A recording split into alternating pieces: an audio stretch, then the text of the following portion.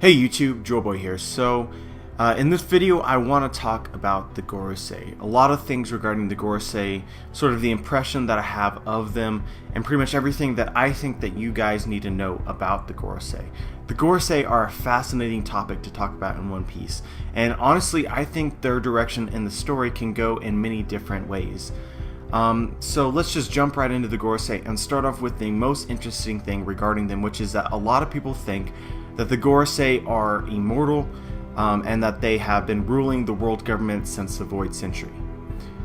Now the reason that people say this is because there's really only one piece of evidence, which is that we see the Gorosei current times, and then we see them in the flashback of Ohara 20 years previous to the start of the story, and it doesn't appear as though they age.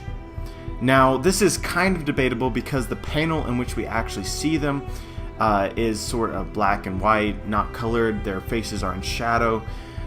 So there's some possibility here that they were younger, 20 years younger, and it's just not blatantly obvious to us. But I do think that there's reason to speculate something off of this panel. The first thing that I find really odd about their faces in the Ohara panel is that we've seen the Gorosei previous to this chapter, which was this was chapter 394. We first saw the Gorosei in chapter 233, their entire faces, everything about them. There was no shadow, nothing. And so going into the future, it seems kind of odd to put their faces in shadow in the future. Like, normally when characters are first being introduced via Dindin Mushi calls, like we see in Ohara, like for instance Big Mom, when she first called the Straw Hats, her face was in shadow. But this had a point to it, which is that we weren't yet fully supposed to be revealed to Big Mom's appearance. But with the Gorosei, this isn't something that is true because we've already seen them. So why would they be put in shadow? Why was it necessary for Oda to do that? It's possible that he just did it because it's a Dindin Mushi call, and he wanted it to look more ominous. He wanted the situation to look more ominous. But at the same time, having already seen them in the past, there was really no reason to do that, which really adds fuel to the speculation that the Gorosei looked different, or looked the same, I should say. They looked the same in the past. And that's the reason why Oda decided not to show their faces fully, to sort of fully reveal that they, over a 20-year time period, they haven't changed. And another interesting aspect of this is that over a 20-year time period, the Gorosei's membership has not changed at all as far as that we're aware. The Gorosei of today is the same as the Gorosei of 20 years ago. All the characters there are present. The Samurai Gorosei is probably the hardest to identify, but we do have a bald Gorosei in the flashback of Ohara. Everyone else is the same. We even have the youngest member of the Gorosei, the blonde Gorosei. And while I would argue that he does look slightly different in the flashback, first of all, he doesn't seem to have a beard. It's still odd for someone that young to already be a Gorosei. If we say that he's possibly like 40 or 50 current time in One Piece, then in the Ohara flashback he would have been 20 years younger. So in his 20s most likely, and already a Gorosei, that's questionable. However guys, for the most part I've stopped believing that the Gorosei are immortal. And this is, people still talk about it as though things haven't changed, and which kind of boggles my mind. But we go to the beginning of the Zou arc, or the end of the Dressrosa arc, and we get a conversation between Akainu and the Gorosei, where we have some really huge information dropped, which is that the Gorosei don't seem to have all the power of the world government. They are not the top dogs. There was a time in the past where I believe that the Gorosei were celestial dragons, sort of like just really prominent members of the celestial dragons, the leaders of the celestial dragons. That's why they're the Gorosei, that's why they have complete control of the world government. But that doesn't seem really likely now, because we can see that Akainu says specifically to them that the celestial dragons went over their heads, took control of CP0 in order to sort of mobilize the efforts with CP0 and Doflamingo, and basically misdirect the news across the world for Doflamingo's purposes, which wasn't something that was authorized through the Gorosei. And so what this implies is that the celestial dragons have more power than the Gorosei, which is something that would be really curious to me if the Gorosei were actually immortal. and leaders of the world government since the Void Century, you would think that at this point in time that their power would actually be greater than many of the celestial dragons still that are being born and are not immortal. After 1,000 years, you would think that the Gorosei would have the ability to tell the celestial dragons what to do. Just in my opinion, if they were really that important, that ancient, I just can't really see any situation in which after 900 years they can still be told what to do and also have their power undercut.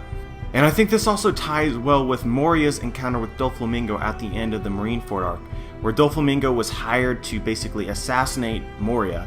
And then Moria asked, who ordered this? Did Sengoku order you to do this? And Doflamingo said someone higher up. And then we also see that Doflamingo has a specific conversation with a member of, it appears like Cypherpole. And so where Cypherpole sort of ordered this, which suggests that it wasn't the Gorosei, those weren't the higher-ups that ordered Moria's death, but rather the celestial dragons themselves, which paints the Gorosei in a lot better light, as though they weren't the ones who would willingly knock off one of the Shishibukai just because they were quote-unquote too weak. And this ties with another thing that I've noticed that not a lot of people talk about, which the Gorosei don't really seem to be bad people. They don't seem to be outright evil. They say many things that contradict this notion throughout the several times that we've seen them. Which is, to start off with, during the incident in Ohara, we actually see their reaction to basically telling Cypherpole 9 to order the Buster Call against Ohara. We see one of the Gorosei put his hand on his head as though this isn't what he wanted at all. We also see in some of their later panels where they're talking about Jinbei that they actually wanted Jinbei to be part of the Shishibukai in order to foster a good relationship between the Fishman and the humans, which is something that we've seen that the Celestial Dragons definitely don't really care about and don't particularly want. We can see that the Celestial Dragons, they have no goal really to foster any sort of positive relationship between the non-humans and the humans, where the Gorosei actually seem to be doing that. And the Gorosei also seem to have the best interests of the world in their mind, which is that in several situations they talk about the three great powers and the balance between them in order to sort of prevent sort of the world's destruction. And while they don't seem to have too much control over the outcome of what happens in sort of the pirate world's politics, the best that they can do is sort of hire a Shishibukai that has a lot of influence to sort of, counter the Yonko and the other pirates. But other than that, the pirates do whatever they want to do, and they're sort of just onlookers. And what I found interesting was that they were commenting on this, and they were commenting on how Whitebeard was defeated, and Blackbeard seems to be making his move, and that he has a huge advantage over all the other pirates that are looking to become a Yonko, because he knew Whitebeard's territory really well. And they even suggested that basically the only person that could really take down Blackbeard was another member of the Yonko, which sort of suggests to me that they weren't really game for Blackbeard becoming a Yonko, that they thought that maybe it was dangerous for Blackbeard to become a Yonko, which makes some sense given the other Yonko that we see in the story, like Shanks, Whitebeard, and Big Mom, who don't seem to be outright threats to the world. While they're strong pirates and they have a lot of territory and influence, they're not the evil forces that we can presumably think Blackbeard would be, with the sort of ambition that Blackbeard has. And so then it would be kind of dangerous for Blackbeard to become a Yonko, and would explain their fears and their hope that a Yonko would defeat him. So while I don't have a concrete conclusion to this video, I do want to say that are the Gorosei immortal? I think that there's reason to think that and a reason to doubt it, to the point to where I'm really just holding my thoughts on this particular topic. I definitely think it would be really weird if the Gorosei were immortal and leaders of the world government since the Void Century, given their lack of complete power. And then also we can see that they seem to be decent people, which is a really interesting thought given that the world government and the Celestial Dragons, that entity, is probably the end game of One Piece. The world government and what they do across the world really leads to the most conflict out of everything that's going on. A lot of people think that Blackbeard is going to be the end game of One Piece, but Blackbeard really isn't harming the world to the extent that the world government is. The world government, they enslave people that just aren't a part of their organization. They kill people that don't really deserve it, and they're basically the source of pretty much the entire conflict of the world for the most part. And we can be 100% certain that the world government is a corrupt entity that needs change. Whereas Blackbeard has a lot of ambition, but as far as his actual actions in the world, for the most part, a lot of the things that he's done that have been really bad have been in order to gain power through use of the corruption of the world government. Now, that's not to say that Blackbeard doesn't have some sort of end goal that is just atrocious, which would make Blackbeard even more of a threat than the world government. That's still a possibility. But right now, as it looks to me, the world government is the end game. And so given that, it seems really weird for the leaders of the world government outside of the Celestial Dragons, the leaders of the actual world government, the Gorosei, to actually be decent people. But honestly, given all the context clues, the Gorosei are painted as really just wise people that actually have a goal towards peace in the end. But ultimately, their efforts are thwarted because the people that rule them, the Celestial Dragons, do not share the same values. In fact, just from what we've been given in the story, I personally believe that Akainu is way more evil. Despite his belief that he's doing the right thing, he takes a very hard view on justice and people who don't follow the right path. But I personally believe that Akainu is way worse than the Gorosei, and he needs to be taken out of power way more than they do. But yeah, guys, this was a discussion post where I wanted to sort of touch on my thoughts on the main points of the Gorosei. What are they like, and are they immortal? But let me know what you guys think. Also, I didn't include this in here, but a lot of people think that Bonnie is responsible for the Gorosei being immortal, because we do have a specific tie between Bonnie and the world government. But given that's how we understand Bonnie's powers to work right now, it would seem kind of ridiculous for her to be able to influences people's age permanently.